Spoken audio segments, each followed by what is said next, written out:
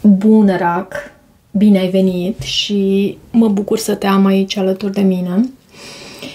Vreau să văd pentru tine în această citire care sunt energiile persoanei care vine înspre tine în următoarele 7-8 zile, să zicem așa, următoarea săptămână. Și voi extrage mai întâi un mesaj din acest oracol, din care să vedem ce simte cu adevărat această persoană pentru Rac. Imperfecțiuni. Iubirea este un frumos haos. Îmbrățișează imperfecțiunile acesteia și la baza pachetului Destiny.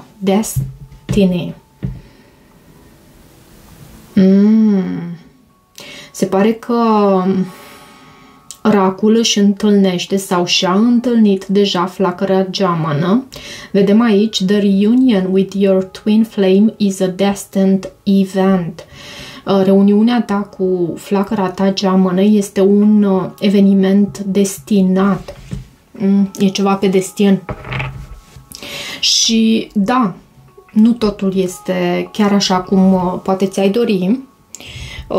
Nu totul este perfect în niciun caz. Există și așa zise imperfecțiuni aici. Și ai încredere că acest, ca un fel de haos, dar un haos frumos, ok? E orchestrat de univers în același timp. Ai încredere în acest lucru. Hai să văd și arhetipul acestei persoane. În ce arhetip este această persoană? Nu am să primesc. Sunt destul de multicele și nu am să primesc. Am văzut Salvatorul la baza acelei secvențe, dar nu am să... Vreau să văd din nou. Copilul divin. Inocent. O persoană inocentă, o persoană pură,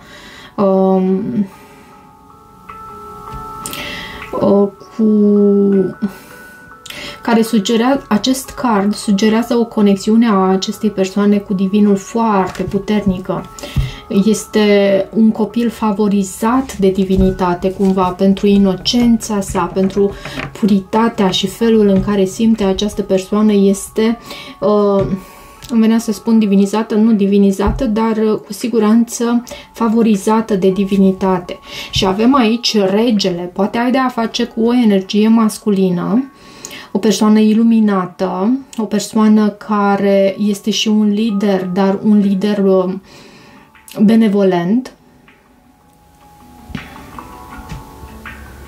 Și dacă tu ești această persoană, ești o persoană care este în ajutorul celor pe care îi conduce, cumva, celor a regatului său. Regele, energia masculină avem aici. Și copilul divin. Hai să vedem acum din tarot ce mesaje primim din tarot, ce ni se transmite cu ajutorul tarotului.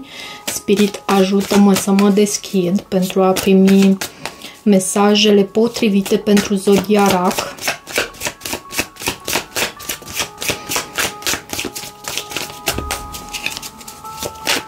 Mulțumesc!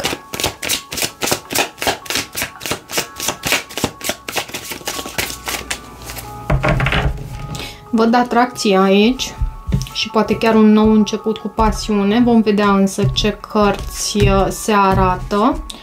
Era asul de bâte. La baza pachetului avem 8-ul de monede. Posibil să vă cunoașteți de la muncă, de ce nu? Sau unul din voi este foarte focusat pe ceea ce înseamnă muncă, nu știu, carieră, job, o avansare. Turnul este cartea scorpionică și cavalerul de cupe și doiul de cupe. Uite ce energie am primit astăzi. E ca un fel de shift. Nu știu ce s-a întâmplat între astre. Ceva s-a petrecut aici. Văd și justiția. Justiția poate să reprezinte o balanță, poate un contract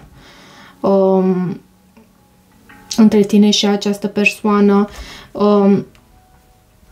Poți să ai de a face și cu un scorpion, cu acest card turnul, anumite vești sau o anumită surpriză, o anumită persoană care vine într-un mod surprinzător în direcția ta, iar pe tine te prinde foarte mult preocupată de munca ta, de carieră, de job, de ceea ce... un hobby chiar, ceva de care tu ești pasionată.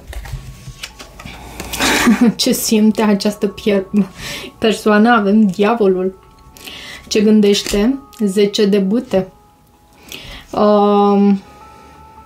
Intenții. Avem 2 de bâte. Felul în care se arată regina de spade cu granițe. 2 de spade. Nici cu tine nu mi-e rușine în acest sens. Avem 2 de spade în sentimentele tale, în ceea ce privește această persoană. Provocarea aici o reprezintă regele de cupe. 3 de spade în viitorul apropiat și sfatul pentru tine este cartea îndrăgostiții, să iei o anumită decizie sau să dai curs acestei conexiuni, care este una destul, e extrem de puternică. O resimți astfel. Avem și îndrăgostiții și diavolul în aceeași citire.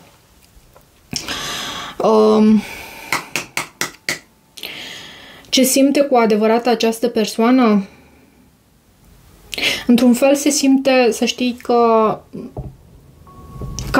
ca și cum s-ar simți subjugată de această conexiune, ca și cum s-ar stăpânită de sentimentul poate chiar și posesivitate să fie aici, oare? De mult nu am mai întâlnit această idee cu acest diavol. Poate să fie și posesivitate? Dă-mi o carte pe acest diavol. Dă-mi o carte aici. Nebunul își dorește un nou început. Și nu oricum. Își dorește un nou început foarte puternic această persoană. Să știi că manifestă. Nu am văzut. Am văzut magicianul la tine în citire. Nu cred că l-am văzut. Oare aici l-am văzut? Sau nu? Nu. Te manifestă. Însă... Pentru că spun asta pentru că acest 7 de cupe vorbește despre a vizualiza, despre a visa cu ochii deschiși la celălalt. Iar când noi avem în imaginația noastră ceva anume, ghici ce se întâmplă. Noi mergem acolo unde noi mergem cu atenția noastră, acolo merge și energia noastră. Și dacă energia noastră merge într-un anume loc de suficiente ori, lucrul acela se poate materializa în planul 3D. Deci, de aceea spun că această persoană te manifestă.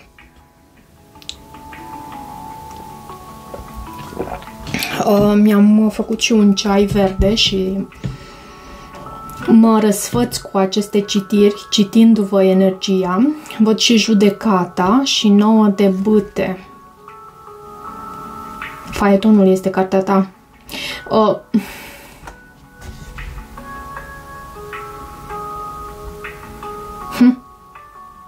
Știi ce mai îmi vine să transmit aici? Cred că amândoi sunteți în gardă. E ceva ce vă ține așa în tensiune și în gardă, separați, dar în același timp nu puteți să nu vă gândiți unul la celălalt aproape non-stop în această conexiune. Cel puțin această persoană cu diavolul aici e cu... Hot, hot, steam is hot. Regele de cupe. Regele de cupe în provocare. Curios. Regele de cupe poate să reprezinte un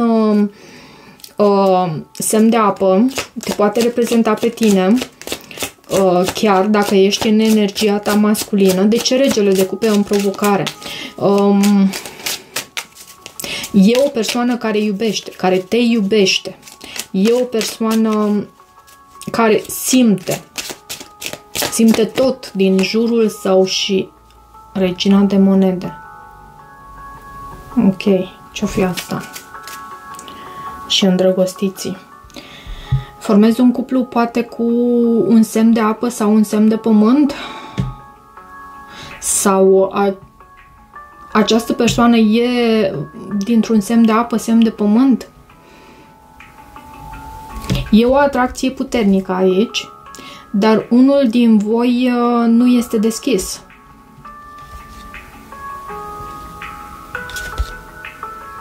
Posibil să existe și un trio. Mi se repetă aceeași energie care mi s-a repetat și astăzi în live-ul de astăzi. Oarecum. De ce regina de spade? De ce regina de spade? Poate ai urmărit acel live sau erai chiar în timpul live-ului prezentă. De ce regina de spade? 5 de monede. Și eremitul. Văd o retragere din partea acestei persoane și nu este deloc ușor să facă acest lucru. Eremitul, bineînțeles, se retrage, reprezintă zodia Fecioarei. Nu neapărat să ai de-a face cu o fecioară, e vorba despre energia aceasta care vorbește despre retragere, despre... reprezintă un pusnic care, cum să zic eu, o persoană care gândește, o persoană care analizează, o persoană care se retrage în singurătate și pune lumină asupra întunericului, dar este și o persoană capabilă să facă aceste lucruri, adică nu chiar oricine poate să facă asta. Sunt persoane și atest chiar, sunt persoane cunoscute de mine cărora le este frică de meditație.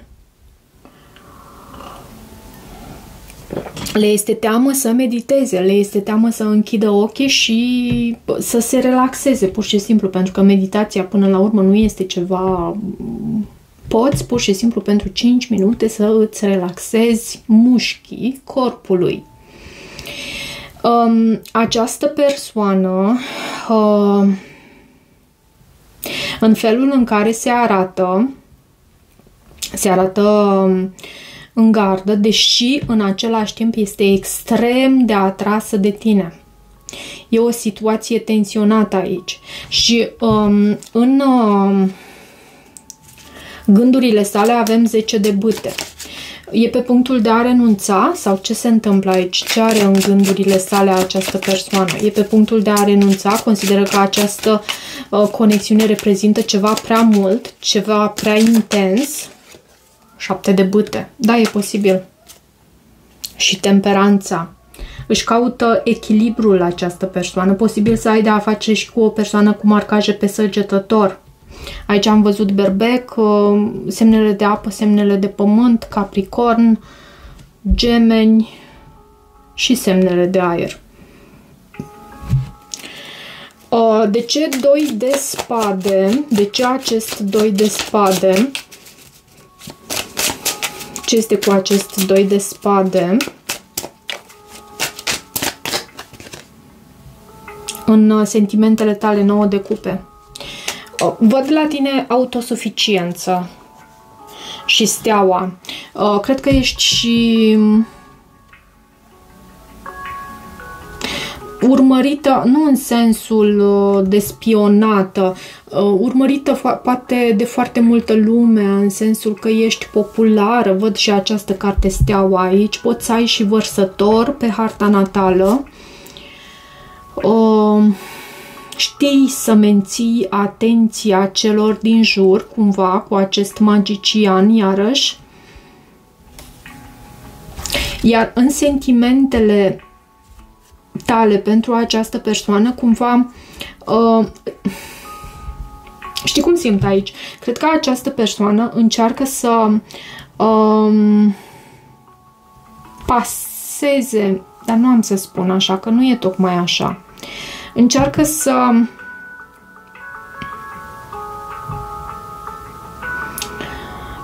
te facă să iei o anumită decizie, o decizie foarte greu de luat pentru tine și își dorește mult această conexiune. Tocmai probabil de aceea avem și acest 3 de spade, e posibil. Vom vedea totuși de ce acest 2 de bâte, spânzuratul, 2 de bâte și spânzuratul, eremitul, în intențiile sale. Marea preoteasă. Da, această persoană vrea ca tu să hotărăști ceva anume în legătură cu dacă să mergeți la un nou nivel aici, în această conexiune, dacă să e o răscruce de drumuri până la urmă acest 2 de bâte.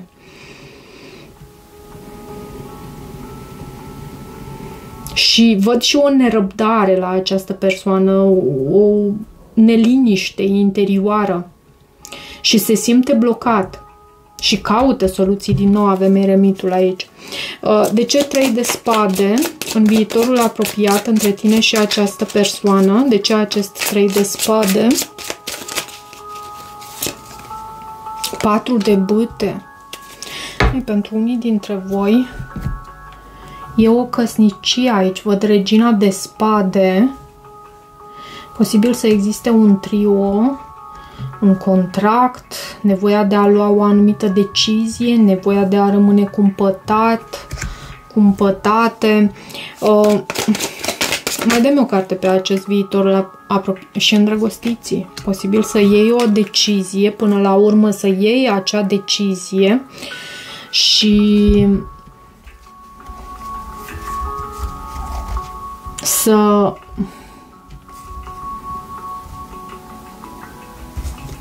vezi tu, uite aici niște cărți foarte, foarte frumoase. Văd și împărăteasa și soarele. Dar văd și un trio. Posibil o căsnicie. Atracție puternică. Poate un gemeni. Poate este implicat un gemeni aici. De ce nu? Pentru că l-avem și în sfatul pentru tine. Și e sfâșietor. E sfâșietor. Mai ales pentru persoana care e singură. Persoana care așteaptă decizia din partea celuilalt. De ce îndrăgostiți în sfatul pentru tine? Da, draga mea, ți-ai întâlnit flacăra geamănă. De ce îndrăgostiți aici? Pajul de cupe, să te deschizi acestei conexiuni. Și 3 de bâte, pentru că poate să existe succes aici. 8 de monede. Asul de cupe. Nu lăsa trecutul să te influențeze, aș putea să spun iarăși. Nu lăsa trecutul să te influențeze. Există admirație din partea acestei persoane pentru tine. Și mai vreau să extrag și un oracol, un card de oracol din acest pachet. Ce urmează între tine și această persoană? Ce urmează aici? Chimie. E ceea ce am simțit. Având în vedere că am avut diavolul aici, nu m-am înșelat deloc în ceea ce am transmis aici. Și o persoană pe care se merită să o aștepți. Există o puternică atracție magnetică aici și timpul divin este important iarăși în această conexiune.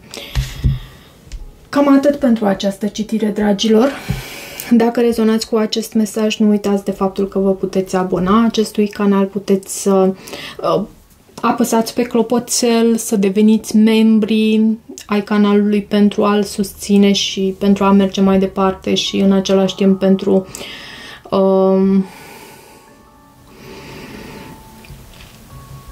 a dezvolta această idee